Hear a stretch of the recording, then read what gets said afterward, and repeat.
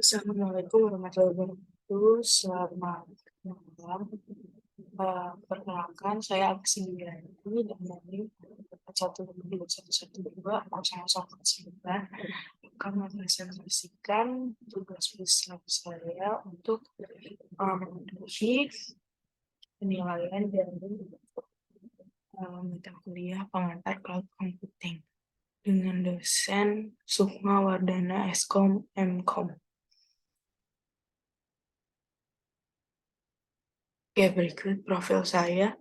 Saya Agus Induyanti dari Prodi Teknik Informatika. Materi yang akan saya sampaikan pada presentasi ini ada 4. Yang pertama, apakah itu cloud computing? Kedua, jenis-jenis layanan cloud computing. Ketiga, jelaskan arsitektur hypervisor tipe 1 dan tipe 2. Keempat, kelebihan dan kekurangan komputasi di awan dari sudut pandang keamanan jaringan. Oke, untuk yang pertama, apa itu cloud computing? Di sini saya sudah merangkum beberapa pengertian dari cloud computing. Cloud computing adalah sebuah konsep pemahaman dalam rangka pembuatan kerangka kerja komputasi secara online lokal atau melalui global atau internet, di mana terdapat beragam aplikasi maupun data dan media penyimpanan yang dapat diakses dan digunakan secara berbagi atau shared service dan bersamaan simultaneous access oleh para pengguna yang beragam, mulai dari perseorangan sampai dengan kelas pengguna korporasi atau perusahaan. Komputasi awan atau cloud computing adalah teknologi yang menjadikan internet sebagai pusat pengelolaan data dan aplikasi di mana pengguna komputer diberikan hak akses untuk login. Penerapan komputasi awan saat ini sudah dilakukan oleh sejumlah perusahaan IT terkemuka, di antaranya yaitu oleh Google. Contoh produknya adalah Google Drive dan IBM. Contoh produknya adalah Blue Coat Initiative. Dan di Indonesia sendiri sudah memiliki provider yang mengembangkan cloud computing, yaitu dari PT Telekomunikasi Indonesia atau PT Telkom. Selanjutnya ada manfaat dari cloud computing. Ini berhubungan juga dengan apa itu cloud computing. Cloud computing secara fisik berupa kumpulan hardware atau server yang tersambung dalam sebuah jaringan LAN atau WAN. Tapi dari sisi pengguna dapat melihat sebagai sebuah komputer besar. Tidak ada batasan dengan kapasitas prosesor, kapasitas hard disk, dan kapasitas memori. Yang kedua, mekanisme akses terhadap cloud computing dapat dijalankan secara beraneka ragam, mulai dari akses standar LAN maupun intranet dengan sedikit aplikasi klien sampai kepada akses extranet dan internet melalui browser yang terhubung pada sebuah portal aplikasi dari penyedia layanan cloud computing. Protokol aplikasi yang digunakan pun dapat beragam, tetapi hal ini tidak terlalu signifikan. Bisa dilihat dari sisi pengguna akhir, di mana pengguna akhir cukup mengetahui bagaimana cara mengakses dan mempergunakan jasa layanan yang terdapat pada cloud computing. Materi kedua yaitu jenis-jenis layanan cloud computing.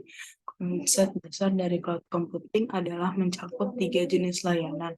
Yang pertama, infrastruktur as a service atau IaaS, yaitu konsep dasar yang pertama tersedia. Implementasi IaaS ini banyak dikerjakan dalam pemakaian atau penyewaan jaringan untuk akses internet. Yang kedua ada platform as a service atau PaaS.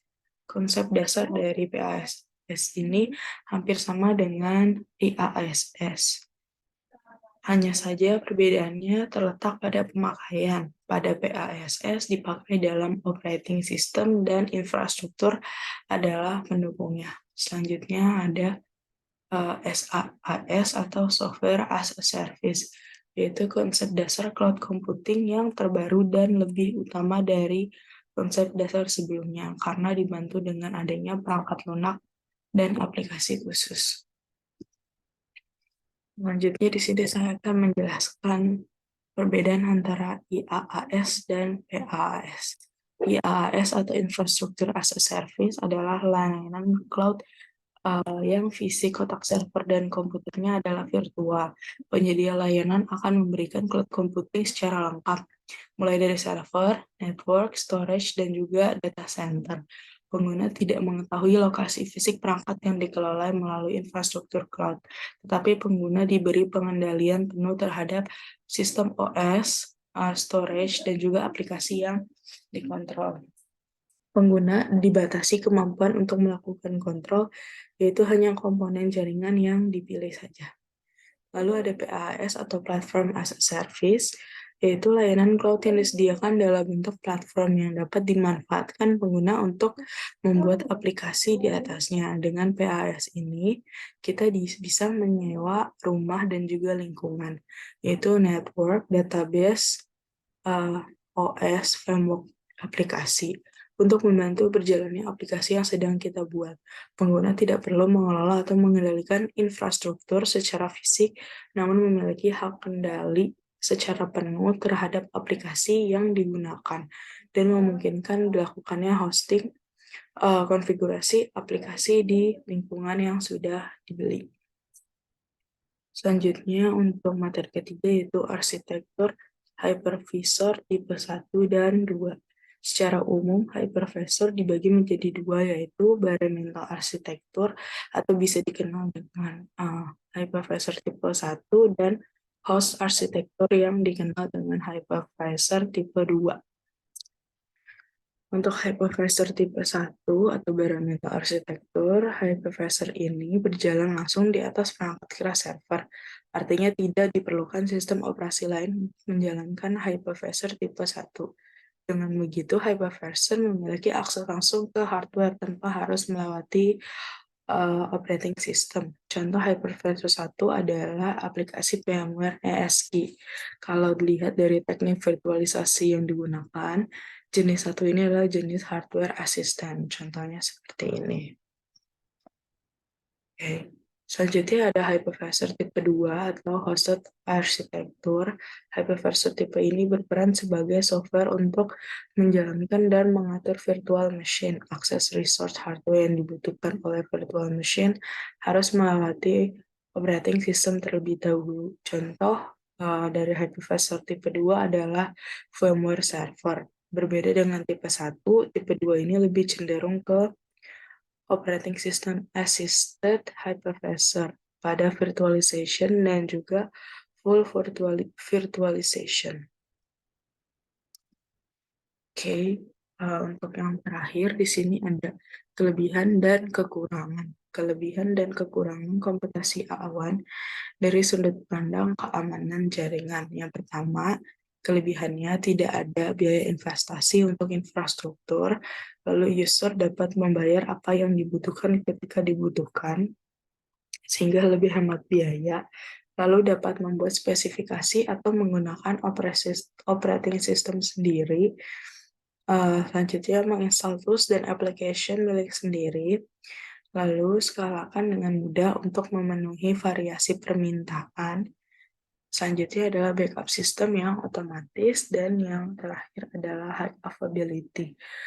Selain itu, dengan menggunakan cloud computing, akses juga bisa dilakukan di mana saja dan kapan saja. Untuk kekurangan dari cloud computing dari sisi jaringan, yang pertama adalah keamanan bisa saja tidak terjamin karena harus melalui internet terlebih dahulu.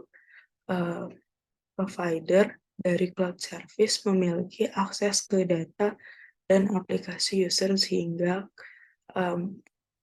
provider dapat melihat data yang sedang diakses oleh pengguna atau data-data perusahaan. Lalu yang ketiga adalah visibility, yaitu CPU kan atau RAM yang tidak bisa dilihat sehingga agak sulit untuk dikontrol. Oke, sekian presentasi dari saya. Maaf bila ada kesalahan. Assalamualaikum warahmatullahi wabarakatuh.